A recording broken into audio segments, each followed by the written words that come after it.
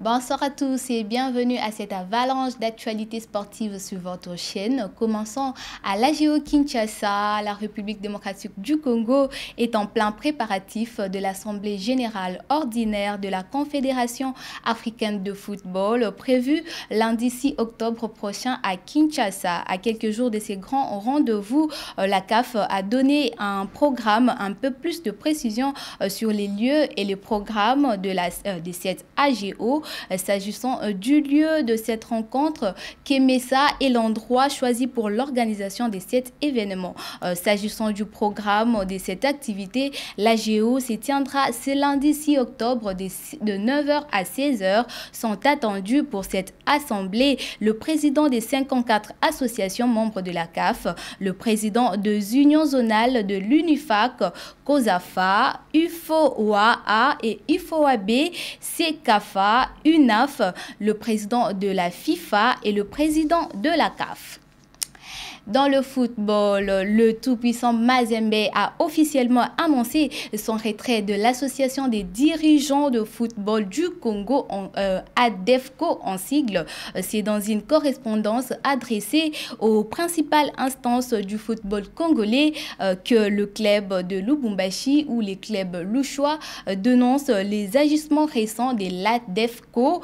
Selon lui, ils vont à l'encontre de l'intérêt supérieur du football congolais. Jean-Claude Kankouka-Sanda pour les détails.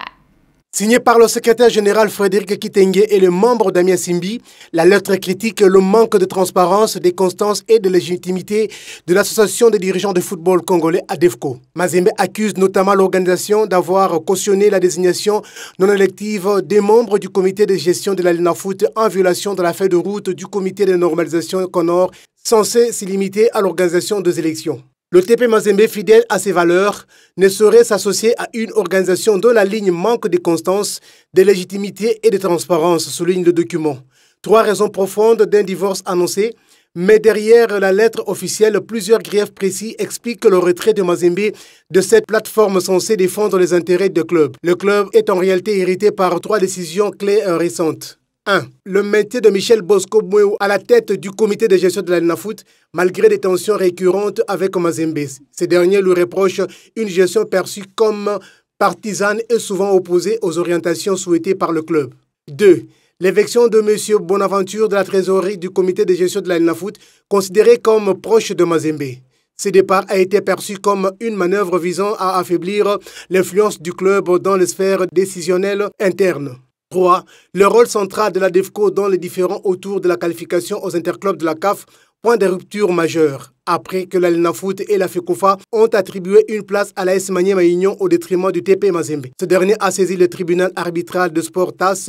En réaction, la CAF a demandé à la FECOFA de confirmer non ou la liste de ses représentants. La FECOFA a alors sollicité la DEFCO qui a décidé de soumettre la question au vote de ses membres. Mazembe, mise en minorité lors de ses scrutins, a vu sa contestation échouer. Cette situation a exacerbé la frustration du club, qui s'estimait lésé dans une structure où, sans en être à la tête, sa voix avait jusque-là un point considérable. Clap de fin à la coordination du tout-puissant du Daring Club Motema Pembe. Paul Kazembele, président de la formation, a officiellement annoncé son départ de cette formation quinoise après quelques années passées à sa tête. Les détails dans ces récits de Brian Pungo.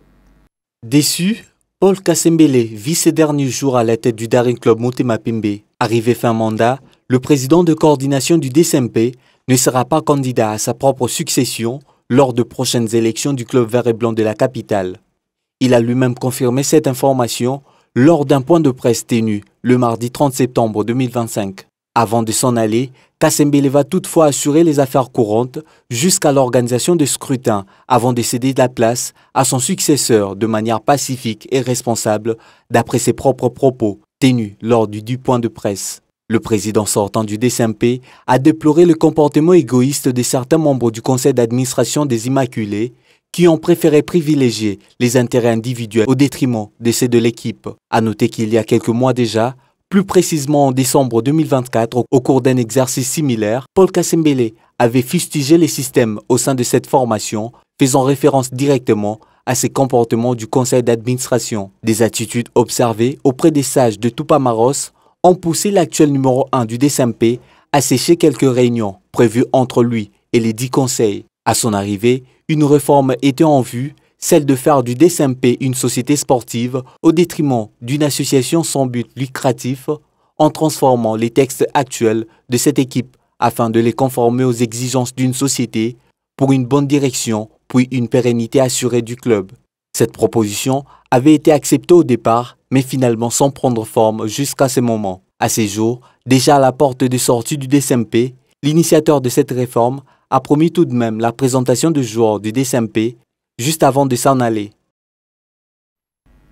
Bouclons cette édition avec le basketball. Jonathan Kuminga vient de prolonger son contrat avec le Golden State Warriors au NBA pour les 2 années prochaines, portant annonce sur le départ depuis la fin de la saison 2024-2025. Les natifs des Goma dans la province du Nord Kivu va bel et bien rester avec la franchise de la NBA jusqu'en 2027. Ici est de signaler qu'il avait été drafté au sein de la même équipe des Golden State en 2021, l'équipe avec laquelle il a remporté la NBA l'année après avec le Warrior. C'est tout pour cette édition d'informations sportives sur votre chaîne. Très cher amoureux sportifs, merci de nous avoir suivis et à la prochaine.